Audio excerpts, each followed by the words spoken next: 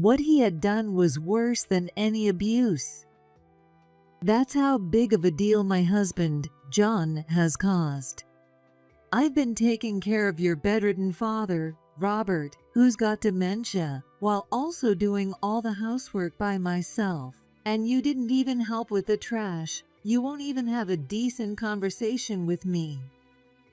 Then one day, John shoved divorce papers in my face.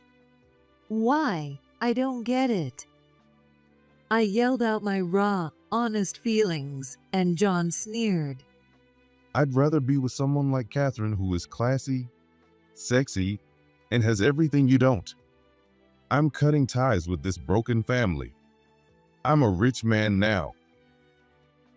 Apparently, John had a younger lover who's a CEO of a company, and they're planning to run off together.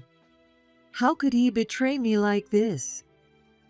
And not only did he say this to my face, but I was in Robert's room, and Robert, his own father, heard everything. John's packing up, leaving the house, and I can't go out and get a job that can support us, especially not with Robert here needing care. And I don't know a thing about social services. I'm in a real bind. I clung to Robert's bed, helpless. How on earth am I supposed to live without any income, taking care of bedridden Robert? As I was despairing, Robert, who's supposed to be suffering from dementia, burst out laughing. Robert? I can't wait for the next shareholders meeting. What?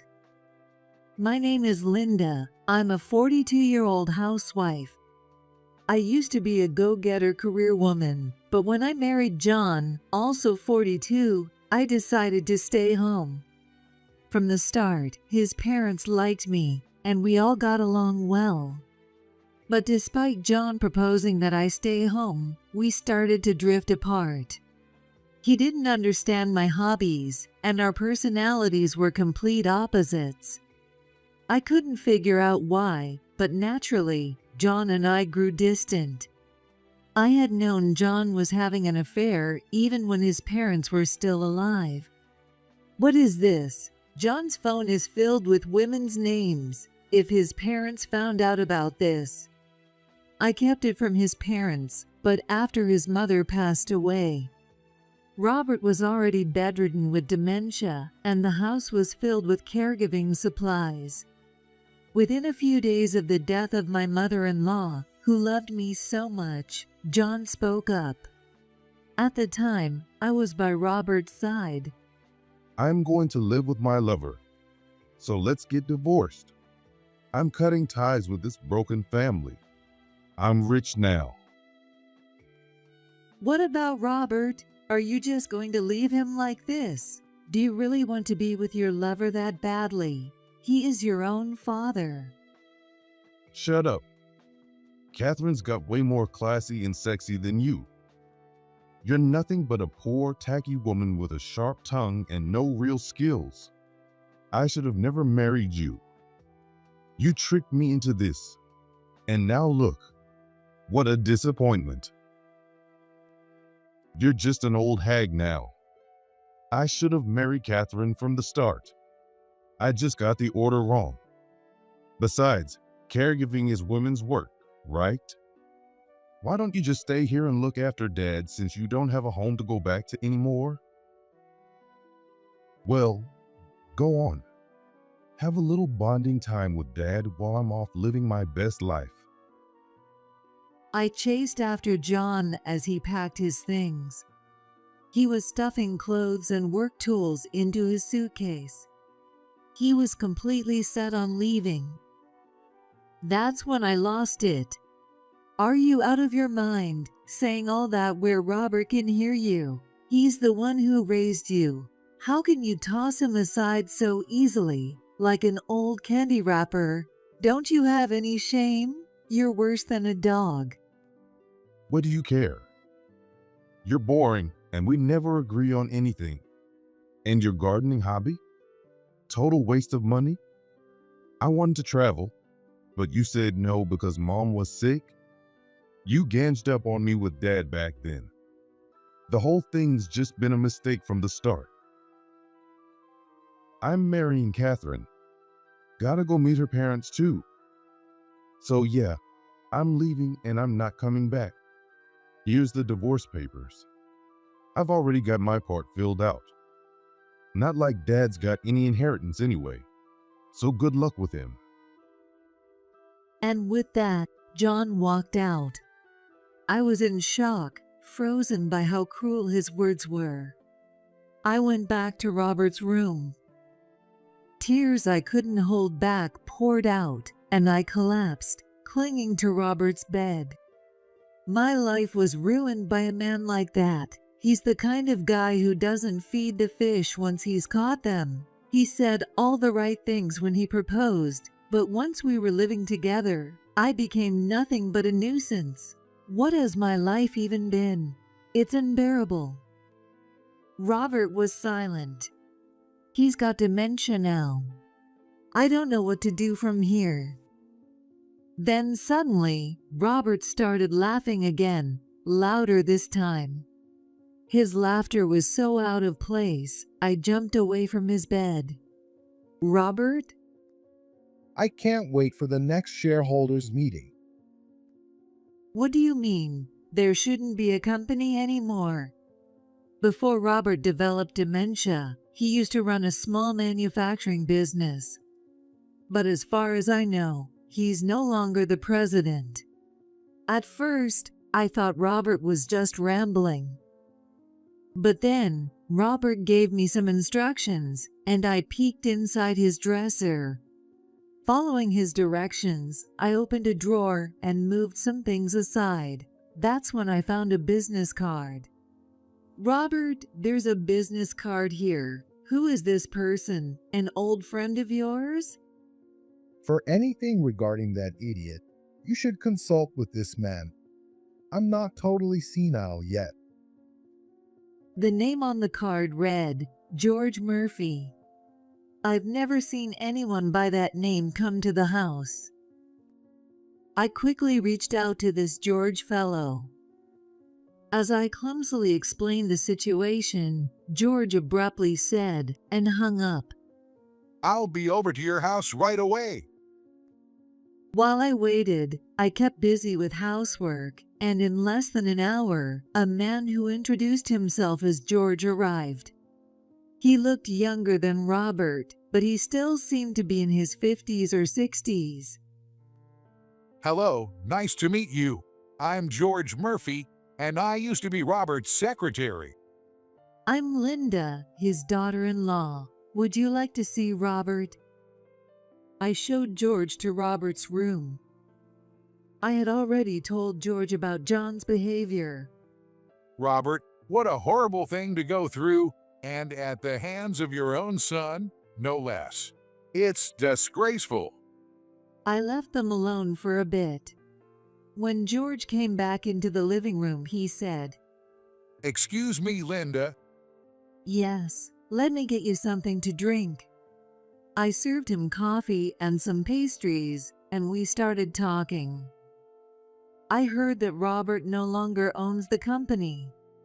When Robert was still active, I was his secretary. He handed the presidency over to me and became the chairman. Robert was the chairman. Yes, the company Robert founded was an elite team that could make any kind of part, and we worked with major corporations. Believe it or not, the company he started, which I now run, is actually quite well known. When John was still young, Robert hurt his leg, and that's when he passed the company to me. I see, but now, without John, what are we supposed to do? Don't worry, I can't provide care myself, but I'm well versed in caregiving and welfare services. Just follow my instructions from here on out. We're going to make sure John gets what's coming to him. I followed George's reliable guidance. The first thing I did was find a home care company that could come to the house. It didn't take long to find a few options online. After discussing with a few, I chose a company to provide the care we needed.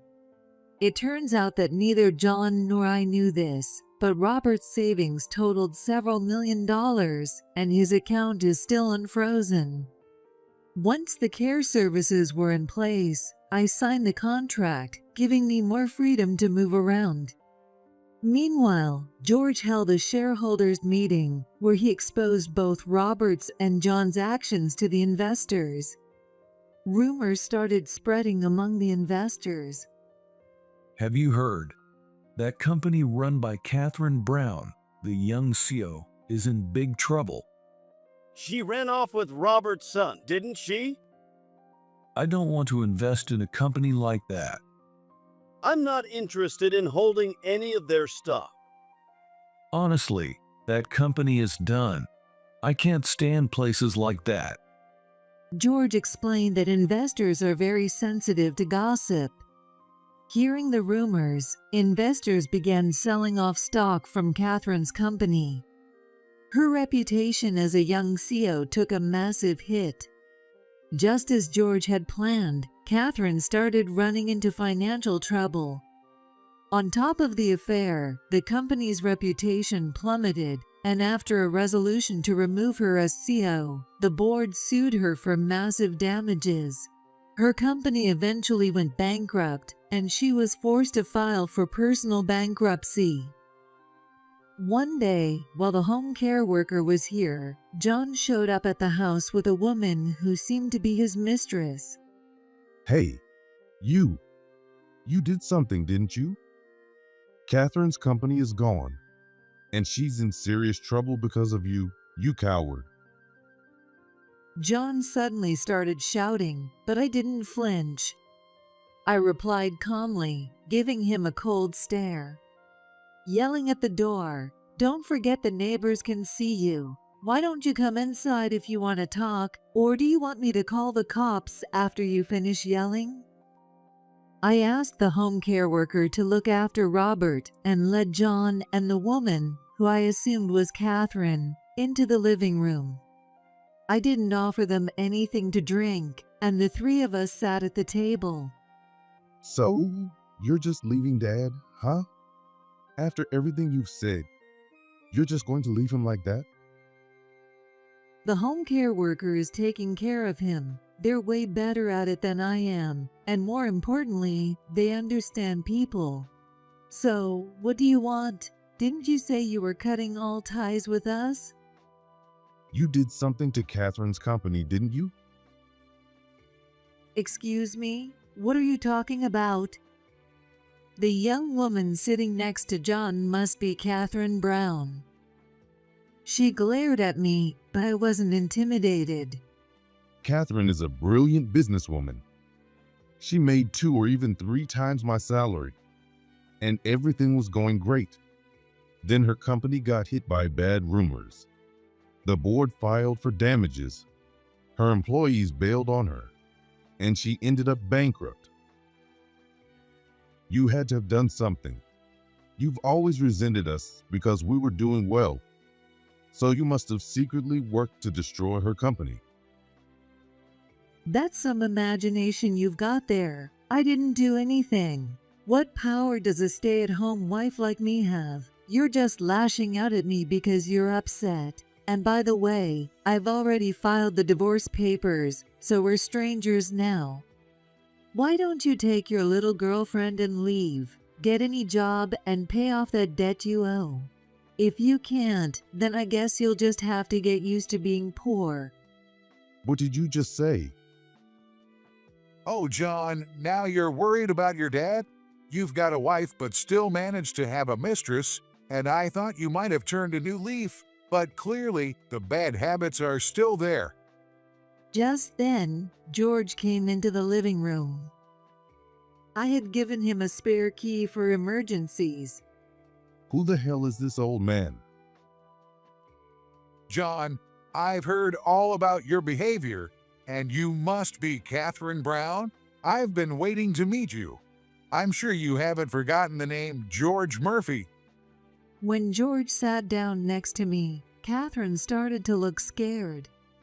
Sensing there was more to this, I decided to ask, "George, do you know Catherine?" Yes, she used to work as a clerk at my company, but she was actually a spy for a competitor. She stole confidential information and disappeared. Oh, so Catherine's a thief. I deliberately used a tone that would provoke her. Catherine shot me a look of resentment, tears welling in her eyes. You should be grateful I didn't file a police report, Catherine Brown. Now, John, this is my first time meeting you, but I've heard plenty from your dad. You caused a lot of trouble for your parents when you were a kid and never showed them any respect. Aren't you ashamed of yourself as a man? Who the hell is this guy? And you, Linda? Are you into old men now? Watch your mouth. George's sharp rebuke had an impact like no other. Even I flinched a little. You threw away a wonderful wife for a younger woman, and you're not ashamed? And you abandoned your parents.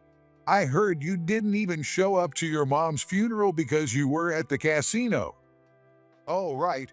I forgot to introduce myself. I used to be your dad's secretary. Now, I'm the president of his company. My dad's company? That's a lie. That company's been gone for years. Don't try to fool me. My dad told me himself. He doesn't have company anymore. That's because your dad didn't want to hand the company over to you. You caused so much trouble in school and got arrested a bunch of times, and he didn't want such a person to succeed his company. I totally understand how your dad, Robert, felt. A man who abandons a loyal wife or a mistress isn't fit to be president of anything. What did you say? Oh, and I brought these for you too to sign. First, this one. What is it? A pledge. And then this one. What the? A claim for damages. Why are we being sued for damages? We're the victims here. It's her fault. This woman did something to ruin Catherine's company. I'm the one who brought down your company. Linda had nothing to do with it. Or do you just want to blame everything on her? By the way, your employees said Catherine ran the company like a tyrant. If you missed one day, you'd get 3 days pay docked, even if it was for the flu. When they quit, they had to sign a contract not to talk about the company. Your former company is known for things like that. People normally report it, but most just avoid dealing with your toxic business. It's basically a toxic workplace, right? Catherine lowered her head. Seeing that she didn't deny it, it was clear that it was true. I was shocked by how exploitative Catherine's company was. I'd never heard of a place like that. The amount for the damages has been formally estimated by our corporate attorney. There's no padding, and it's not going to be reduced. But we don't have any income anymore. John, aren't you working? Did you quit your job? No. I quit to help Catherine with her company. But then the company started going downhill. So, you quit your job, right? That was your decision. You'll still need to pay the damages. What right do you have to say that? You're not a lawyer. Stop acting like you're so high and mighty. Who do you think you are? Are you trying to insult my company's attorney, John? Since when did you get so important? Now you're going to sign this pledge as well. It's a promise that you'll pay the damages as an adult. You're not a kid anymore, so I'm sure you understand what this means, right, John? Screw this, Catherine. Let's get out of here. We don't need to be here. Yeah. What a coward. He's trying to run from paying the damages and from signing the pledge. Just like a child, he doesn't even realize what he's done. After all the trouble he caused his parents, now he wants to run away again. John, is that how you're going to live your life? Just running away? Don't you think that's a pretty sad way to live? Do you want your life to be defined by running? Oh, and by the way, don't expect me to take care of you when you're old. Maybe Catherine here can handle that. And Catherine, you stole our company's confidential information for your own benefit while we were left to suffer in silence. As a CEO, don't you care about your reputation? You wouldn't want people to say the boss was a thief, would you? Or would you prefer we make that theft public? We're fine with that if you want. Or you could just sign the pledge and get ready to pay the damages. Do you really want to spend the rest of your life dodging the media? I'll sign the pledge. Catherine, you don't have to do this. Don't let them intimidate you. We can start another company. No. If I don't sign this, I'll be hounded by the media forever. I don't want that life. Besides, I really did steal the confidential information. If we get sued and more debt piles up. With that, Catherine signed the pledge. I quickly took it from her before it could be torn up. But we don't have any income. We can't make the payments. That's your problem, not mine. What I need from you and Catherine is the promise to pay. If the payments get delayed, we'll just extend the period. That doesn't concern me. Now, John, sign the pledge too. What are you waiting for? You proposed to me, but you've done nothing but belittle me ever since.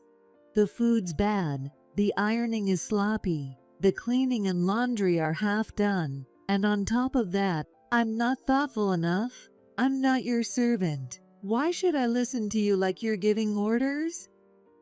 And Catherine Brown, this guy is the type to stop feeding the fish once he's caught it. Sure, he's treating you well now, taking you shopping, maybe even buying you designer bags. But once you marry him, all of that will be gone. He's only good in the beginning. You might feel like a princess now, but you'll soon realize it's all an illusion. I'd never do that. It's all in your head. You're just jealous of Catherine. Catherine, don't listen to her. She's just trying to tear us apart. And this damages amount? It's a lie anyway. Are you still going on about that? I never thought you'd be such a scumbag. I used to doubt all the bad things I heard about you, but now I see they're true. Now, sign the pledge, promise to pay, and get out of here. I don't have time to waste on you two. John, sign the pledge now. John glared at me but eventually signed the pledge. He was probably just eager to leave. I kicked both John and Catherine out of the house. It was about time to start preparing Robert's dinner. George, thank you so much. I feel so much better now, and I really appreciate it. I wouldn't have been able to do anything on my own, and I was so lost with Robert. No need to thank me. I'm just glad I could see Robert again. And if the damages payments get delayed, or if anything else happens, don't hesitate to contact me. I'll go with you to follow up on it. George smiled warmly as he spoke. After George and the home care worker left, I spoke to Robert. Thanks to George, we'll be getting the damages. Thank you, Robert, for introducing me to him. Robert was lying in bed, seemingly asleep, but I thought I saw a little smile across his face.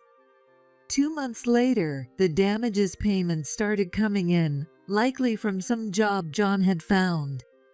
I'd been scraping by on savings, so having a steady source of income gave me peace of mind. But soon, the payments started becoming irregular. Sometimes they came in monthly, sometimes every other month. It wasn't consistent.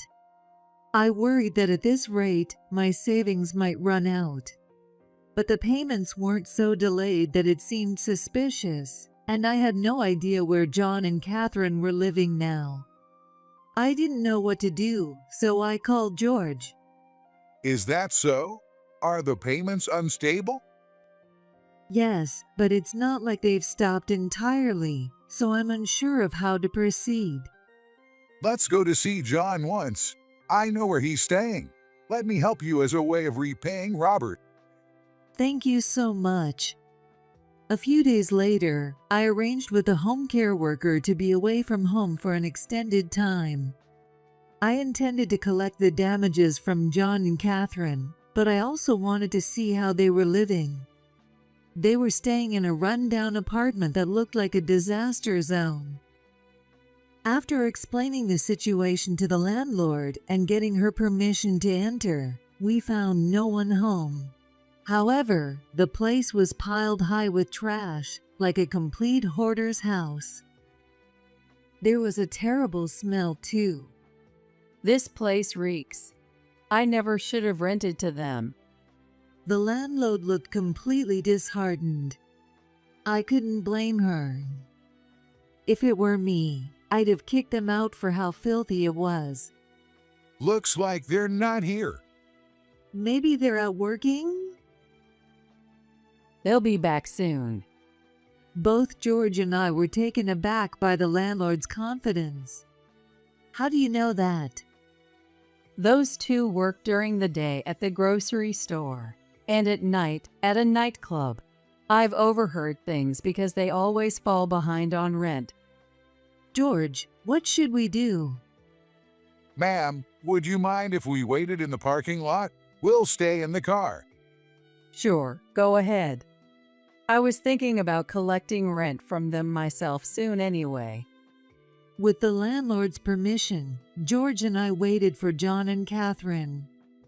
Just as he said, they soon arrived. They looked exhausted, walking with hunched backs and gloomy expressions as they entered the apartment. It was strange to me that they were working so hard but still falling behind on payments. George and I went straight to John's place. We knocked on the door.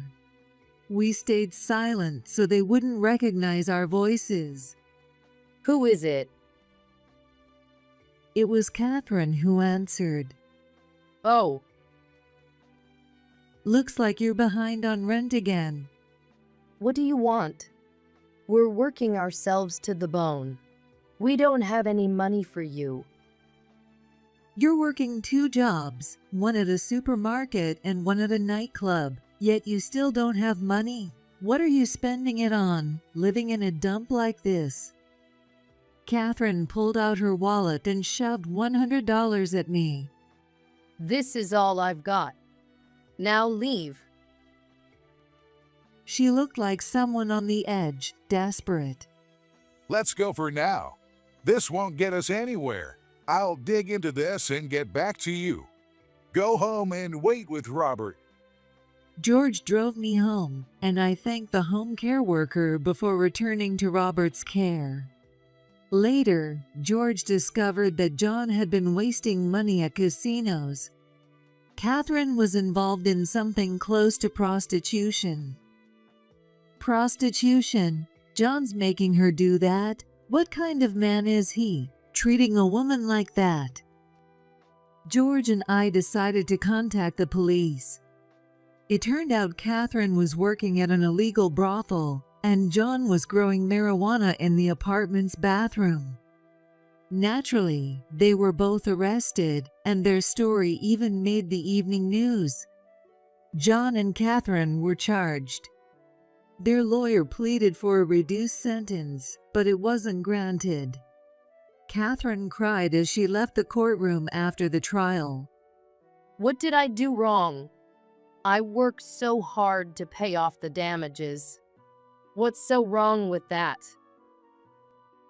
John, on the other hand, stormed out of the courtroom, yelling like a madman. As I watched from the gallery, I felt sorry for Catherine and ashamed that I had ever been married to John. I wouldn't be receiving the damages after all, but with George's help, I managed to get my life back on track. Please let me repay the kindness Robert showed me. He always treated me so well. Back when not everyone could go to college, I started working straight out of high school. Robert was always kind to me, even though I was just a kid. He'd tell me to pay attention and learn the jobs, and when I grew up, he hired me as his secretary. I'll always be grateful to him. I think Robert would be pleased. Really, thank you. Robert and I lived modestly and quietly, without any luxury. 2 months later, Robert passed away peacefully in his sleep. He died while I was away for just a moment, using the bathroom. I held a small funeral and prayed with George. Robert was so kind to me. He was a truly good man. My mother-in-law was the same. That's wonderful. It's a blessing, though I'm sure he was pained by how his son turned out. Robert often said that his son was a disappointment. Yes, John really was a disappointment. Robert didn't deserve that. George and I talked like that. Even in death, Robert's presence was strong, and without him, the family home felt eerily quiet. Before she passed away, my mother-in-law secretly changed the house title to my name, so I was able to stay and live in a place filled with memories. I went to visit John and Catherine once. John's mental state had deteriorated, so I couldn't see him. When I saw Catherine, she had no trace of elegance left, even though she was in her 30s. She looked like an old woman. Her hair was streaked with gray, and her skin was in terrible condition. You were right. When I tried to speak, Catherine started sobbing. John's exactly what you said. Once we got married, his whole personality changed, and I worked like a slave. You were right all along. I had no response, and that was the end of the visit. Later, I inherited Robert's estate, but since it was a large sum of money, I no longer needed George's financial support. The paperwork for the inheritance taxes was a headache, but now I'm living peacefully. John and Catherine are still in prison. I never asked about their prison terms because I was not interested in them. Catherine, though still young, was likely tormented by John. It's a sad story. She founded a publicly traded company, but ended up in prison. John probably had a gambling addiction. I hope he's trying to get better now, but I've heard that gambling addiction is incredibly difficult to overcome once it's that severe. At one point, before he proposed, he seemed like a normal guy. But as soon as we got married, we couldn't agree on anything. He may never get out of prison. But now, I'm finally free. I miss my in-laws, but not having to deal with John is a huge relief. I have enough money to live modestly without worrying about food. But I like having something to do, so I've taken a part-time job as a cashier. And just like that, I found happiness.